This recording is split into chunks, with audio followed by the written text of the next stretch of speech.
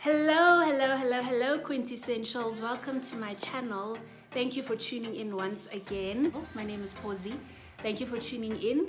If you are a subscriber here, then you know that we are working through a digital writing series. Today I'm going to take it a step further and talk about content management. So, what is your business's content management strategy? Do you have one? What are the things that you need to be thinking through when you are conceptualizing a content management strategy in order for you to reach the right target audience and make sure that you are reaching your brand goal? So let's get right into it.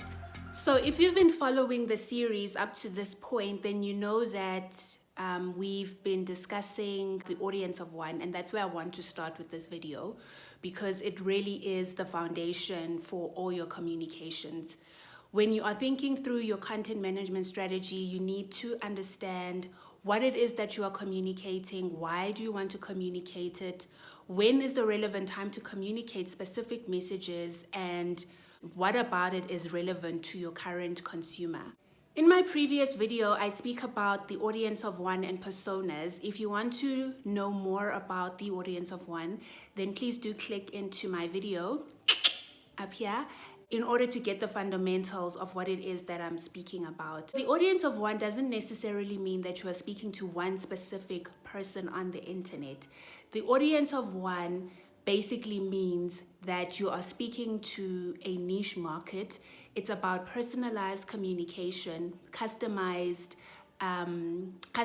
two-way communication, and making sure that when you're creating content, it speaks to that specific audience because they've come to know and love personalized communication with you, your organization, or your brand.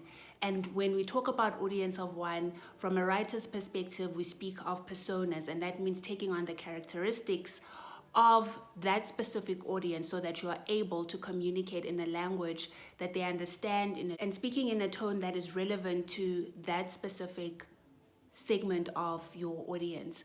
But there's more of that in my previous video. Today I don't want to delve too much into the audience of one, but I will be making reference. So I thought it's important for me to just share the fundamentals of what an audience of one is. When we speak of content components, I'm speaking about the substance, which I'll define, the structure, the workflow, and also the governance. When referring to the substance, I'm speaking about who is the specific target audience and what are the specific objectives that you are trying to reach with your content with these particular groups of people. I'm sure you've heard of the term SMART goals or SMART objective, which is really an acronym for specific, measurable, achievable, relevant, and time-bound. So do your content goals or does your content speak to these SMART objectives? Are they specific to a specific group of people? Can you measure the success? Is it attainable? Is it relevant to the people that you're speaking to? Do they care about the content you're sharing? And time. Is the content for a specific time? This means, is there specific action or call to action that needs to be accomplished within a specific time frame? So do you need people to subscribe? Like I need people to subscribe to my channel by a specific date. Maybe you have a goal of reaching 1,000 subscribers in 12 months. The next is the structure of your content. So where is your content? How do people find you? Are you on social media? And if you are on social media, what platforms are you on? Are you on LinkedIn? Are you on Facebook? Are you on Instagram?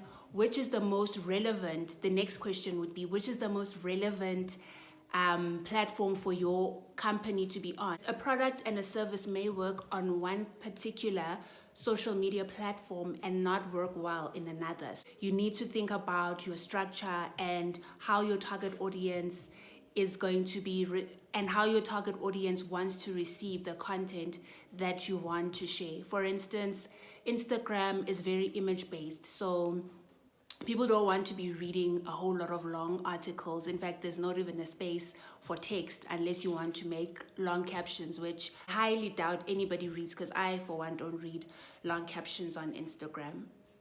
That's not to say that you shouldn't optimize your Instagram captions with keywords to reach the right people, but I mean, nobody's going to be reading a long novel about whatever you are selling on your company if you post it on Facebook. But if you go on LinkedIn and you share an article and you want people to subscribe to your newsletter, then that's the right platform for that. If you have an announcement that you want to share or there's an event that's coming up, then Twitter is the right place. So structure your content in such a way that your consumers are able to action whatever requirements that you need them to action on those various platforms, and they need to be able to do so with ease. And the next content component to think about is your workflow. So who creates your content in your small business? Is it yourself? If you can't hire out a digital agency, if you have a digital agency, how does their workflow happen in such a way that you land up being obviously the final approval, and who signs off on digital campaigns, etc., etc. So crafting a workflow will definitely help to smooth things along and help with your process so that you are working efficiently. This will not only help you, but it will also help your team to understand how approval for content happens in the organization. Once you are clear about your content components and your objectives are set and your messaging is clear, the next thing to think about is doing a content audit. Content audit really means checking your content, making sure that it speaks to all your content components, reviewing your website copy, reviewing your social media content calendar for your social media platforms. It means looking at your content plans as far as your articles and your editorial is concerned. So do all these content items speak to the components that you have developed in the content component stage? Do they align, and what needs to change? And does it speak to the messaging that has been developed and set out from your objectives? Once the content audit has been completed, then you can jump straight into creating the content. So content creation. When you're thinking about content creation, avoid promotional content. You know, you don't want to be overly salesy. You don't want to be seen to be pushing an agenda of sorts. I mean, obviously you want to make a profit and you want to sell a specific product or service, but before you do that, or before you focus on conversions, focus on creating value for your reader, for your target audience through this digital information that you are providing. And that will be easy to do once you have established your SMART objectives and you understand what needs to be aligned and how to align that with your content components. You need to have a content calendar. You can't just wing it month to month. You have to have, like I mentioned, it has to go with your communications, your strategic goals. So when you are thinking about your content calendar, I would suggest going with a theme for a specific month. Usually go with the key milestones, the national key milestones. That's the themes that are set out by government every month. So there's Youth Month, Heritage Month, Entrepreneurship Month, Entrepreneurship Week. Your content speaks to these key milestones, but you can also have your own key milestones.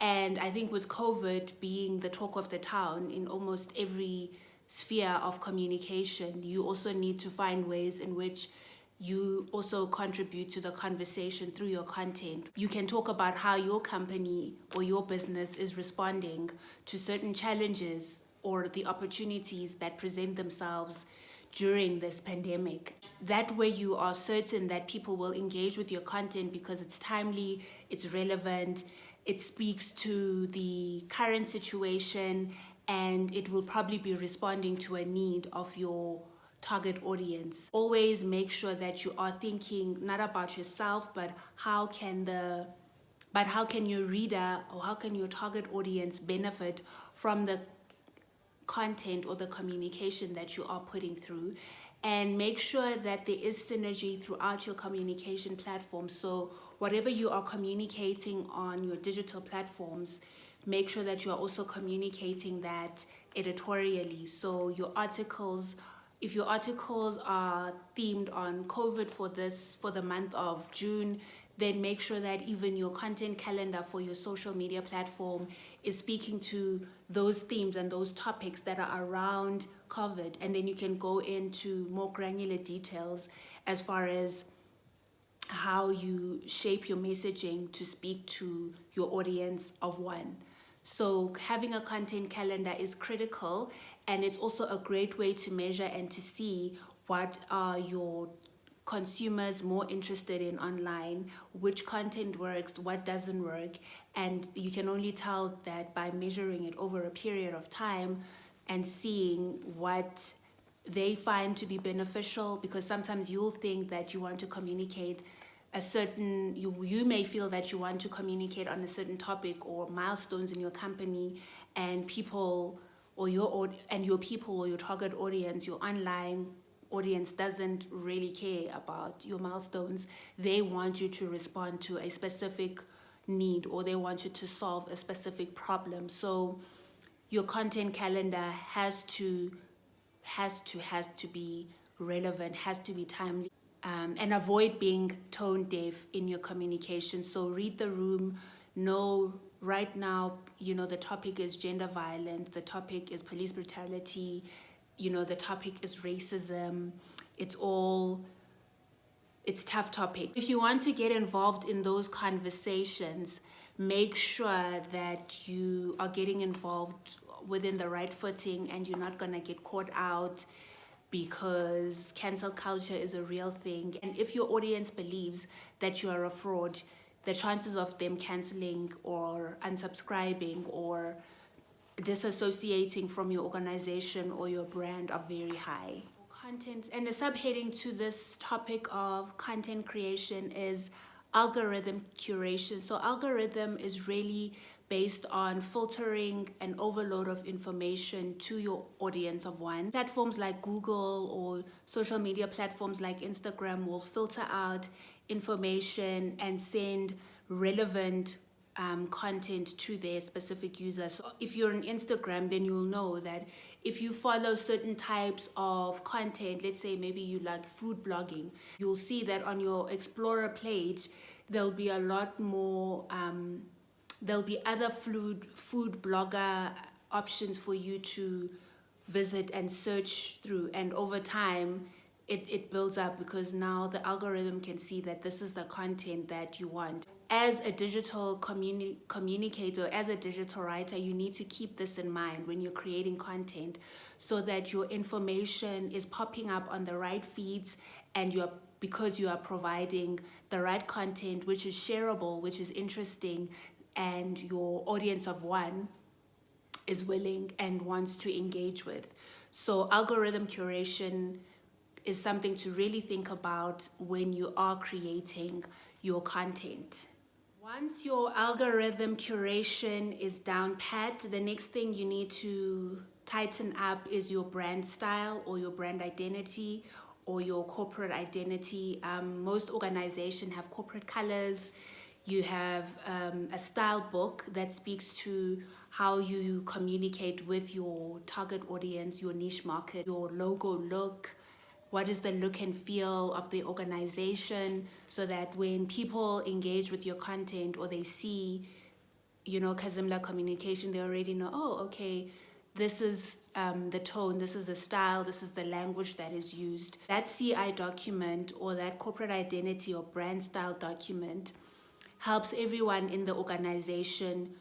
It's a manual for how you communicate with your external audience of one, and it helps everyone in the organization have this manual and understand that this is how we communicate, and we cannot deviate within the style book, because it speaks to your brand identity, right? Just like you belong to a family and you have an identity and a way of doing things, your style guide must speak to how you use content, how you communicate with your niche market.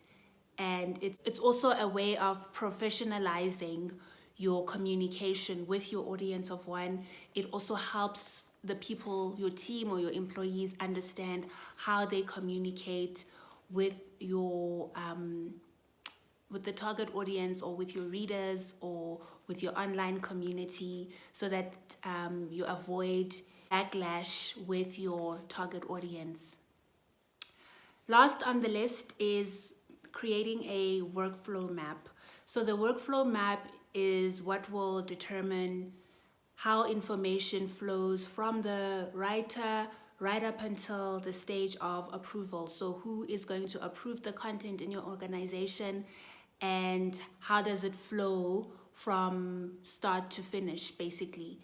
This will help you in terms of crisis as well. So like I mentioned, if there is backlash, who responds in times of crisis, who speaks in times of crisis, and who approves that content that must go out when there is backlash, when there is a negative response, or there is a negative response to the content that has been created. So the workflow map is a chart that will help everyone in the organization understand that Hosi is the writer, Slindile is the editor, and Mr.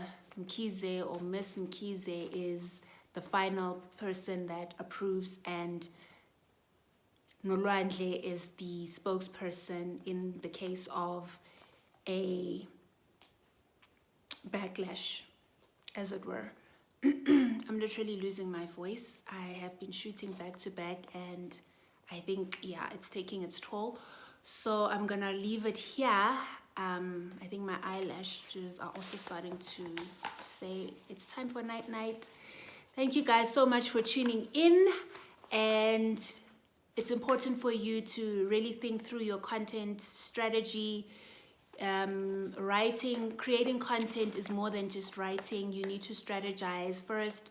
You need to think through things. You need to plan what is going to be said, why is it being said, so that you are reaching those goals and you are speaking to the right people, so that you are able to make those conversions ultimately, because that's what you want. You want sales, you want people to subscribe, you want people to read your content, you want to be known as a thought leader, an influencer, a third-party endorser, whatever the case may be. So your content strategy must address your goals in order for it to be successful. So thank you so much for tuning in. Let's catch up again later with another episode on digital writing. And are you guys enjoying the series? Please let me know. Is it helpful?